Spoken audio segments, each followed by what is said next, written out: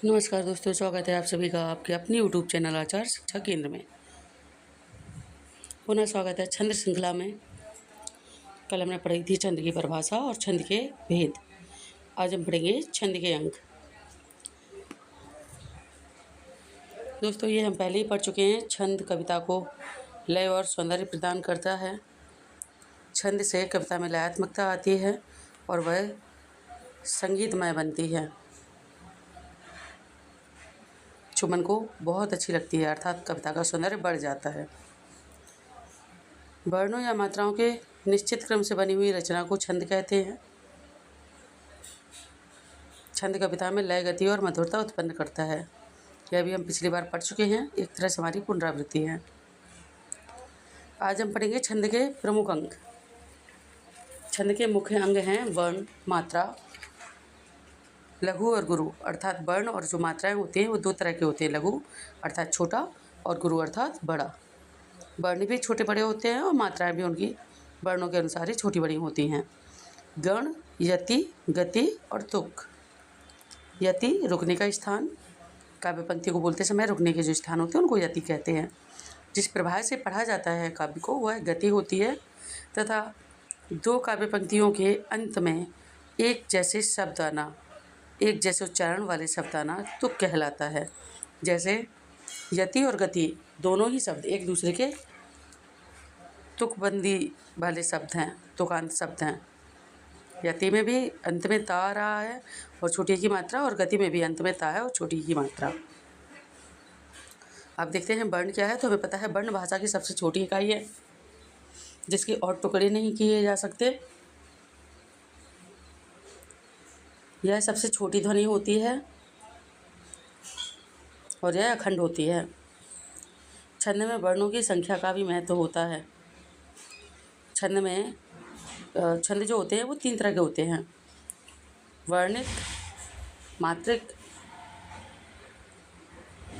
तो वर्णिक छंद में वर्णों की संख्या का महत्व होता है और मात्रिक में मात्राओं का महत्व होता है।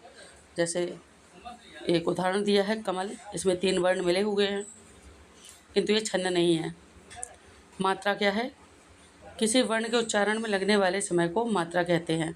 तथा दोस्तों, जो यदि स्वर वर्ण व्यंजनों के साथ आते हैं तो वे अपने मूल स्वरूप में नहीं आते, बल्कि मात्राओं के स्वरूप में आते हैं।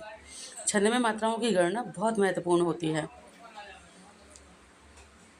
उदाहरण के स्वरूप देखिए, का एक मात्रा है और का 2 मात्राएं हैं। अब आप इस पर गौर कर सकते हैं कि जो छोटा का है इसमें का के साथ में छोटे आ का समावेश है, जो कि लघु स्वर है, ह्रस्व स्वर है, इसलिए इसका एक मात्रा दिया गया, इसकी एक मात्रा दी गई है। तथा दूसरे वाले का में आकर डंडा है, अर्थात उसमें बड़ा आ का समावेश है, तो 2 मात्राएं दी गई हैं। मात्राओं के प्रकार, ह्रस्व स्वर 1 मात्रा, दीर्घ स्वर की 2 मात्राएं। जैसे कि अभी हमने देखा, छोटा आ का समावेश था तो 1 मात्रा थी और बड़ा आ का समावेश था तो 2 मात्रा थी। इसी प्रकार से छोटी ई, छोटा ऊ और ऋषि की मात्रा होगी तो मात्रा 1 रहेगी। वहीं अगर बड़ी ई, बड़ा ऊ, ए, ऐ, ओ, औ की मात्रा रहेगी तो मात्राएं 2 होंगी। दीर्घ स्वरों की मात्राएं 2 होती हैं। मात्रा पहचानने का अभ्यास, जिस प्रकार क, म और ल में देखेंगे तो तीनों में छोटा छोटा छोटा का समावेश है, इसलिए मात्रा 1 1 1 हुई और कुल मात्राएं 3 हो गई। अभ्यास प्रश्न, कितनी जल्दी। छंद के कितने प्रमुख अंग बताए गए हैं? मात्रा किसे कहते हैं? ह्रस्व स्वर कितनी मात्रा के होते हैं तथा का में कितनी मात्रा हैं, यह हम पहले पढ़ चुके हैं। आप इनके जवाब दे सकते हैं और ये आपके लिए गृह कार्य है। इसमें आपको इन शब्दों की मात्राएं गिनकर बतानी है। कुल मात्राएं कितनी हैं वो गिनकर बताने हैं। मैं ये भी कह सकती हूँ कुल वर्ण कितने हैं, नहीं, वर्ण नहीं, मात्राएं कितनी हैं कुल, वो गिन के बताने हैं। लघु और गुरु वर्ण का परिचय। लघु वर्ण जिन वर्णों के उच्चारण में कम समय लगता है उन्हें लघु वर्ण कहते हैं। जैसे हमने पढ़ा था अभी, लघु वर्ण की एक मात्रा मानी जाती है। देखिए, छोटा आ, छोटी ई, छोटा ऊ और यहाँ पे री, ऋषि की मात्रा नहीं, छोटी ही है, छोटी एक ही मात्रा। इसी प्रकार गुरु वर्ण यानी कि दीर्घ स्वर होते हैं। अब बस ये बात याद रखिए, लघु वर्ण में ह्रस्व स्वरों की मात्राएं होती हैं और गुरु वर्ण में दीर्घ स्वरों की मात्राएं होती हैं।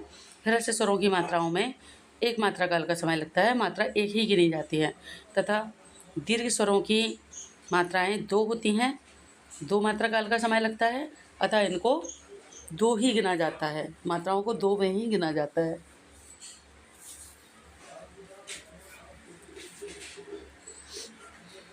छोटे स्वर को लघु कहेंगे, बड़े स्वर को गुरु कहेंगे। ह्रस्व स्वर आ ई उ, एक स्वर और है इसमें ऋषि आपका, जो इसमें नहीं आया है, और ये दीर्घ स्वर हैं आपके आ ई उ, आई मीन बड़ा, बड़ी, बड़ाऊ, ए ऐ ओ। यहाँ पे आपको केवल शब्दों के माध्यम से समझा रही हूँ, बाकी आगे हम पढ़ेंगे मात्राएं किस प्रकार से गिनी जाती हैं छंदों के अंदर। शब्द कमल 3 मात्राएं हैं, हम पहले भी गिन चुके हैं, कुल मात्राएं 3 हैं। अब माला शब्द में हम देखेंगे तो मा में 2 मात्राएं हो जाएंगी, ला में 2 मात्राएं हो जाएंगी, और यहाँ पे कुल मात्राएं 4 हो जाएंगी। ये फिर से आपके लिए थोड़े से अभ्यास प्रश्न है। इसमें आपको ये बताना है कौन सा वर्ण लघु है और कौन सा वर्ण गुरु है। आज का सारांश है, छंद के अंक सीखे आपने, मात्रा का महत्व सीखा, लघु वर्ण सीखे, गुरु वर्ण सीखे, लघु और गुरु वर्ण की पहचान सीखी। जुड़े रहने के लिए देखते रहिए आचार्य शिक्षा केंद्र, शिक्षा से सफलता तक। आज की कक्षा में केवल इतना ही। कल फिर लेके आएंगे एक नया शीर्षक छंद श्रृंखला में। तब तक के लिए स्वस्थ रहिए और मस्त रहिए। और हाँ दोस्तों, वीडियो पसंद आए तो वीडियो को लाइक करें, शेयर करें अपने दोस्तों के साथ, तथा चैनल को सब्सक्राइब करके बेल आइकन प्रेस करना ना भूलें। नमस्कार।